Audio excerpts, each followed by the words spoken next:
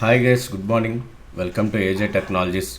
Today we are going to discuss about that if loop and some of the important functions in the Power App.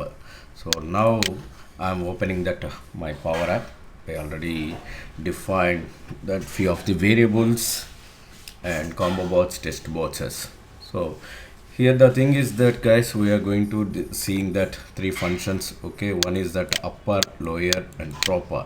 This upper function, what are the tests you have provided in the test box, it will convert into that uppercase letters. And if it is a lower, when you click on the lowercase letters, and the proper, it is a word. Okay, every starting word it is converting to the caps letter. Now we are going to see about that this example. Okay, here I am providing the some test. Welcome to my world.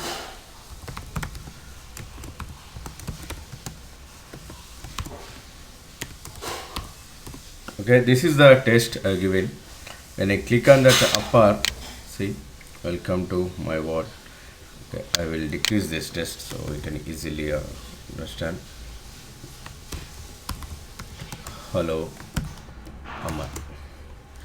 I click on that upper, it is converting to that all into the caps, and lower it is converted that lower letters, and proper it is selected that the first letter is that highlighting as a caps. See, the input is that I have given that mixed one, means a lowercase and uppercase mixed one. The same example we are going to do using that if loop. See, here I took that combo bots.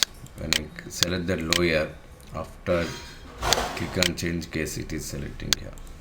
So proper case, and it is the proper case, and upper it is upper. Yeah. And going to that coding part here, see guys, in the upper I have used that set, and what is it's one of the variable. Recently I did one video on the about that these variables, global variables, and what is these variables, we can pass that between the screens. Okay, I am providing to the cards, please watch if you missed it. And lower, and add the lower this one, and word and lower, what is the test, I have the test box control name, and proper, the proper function is there.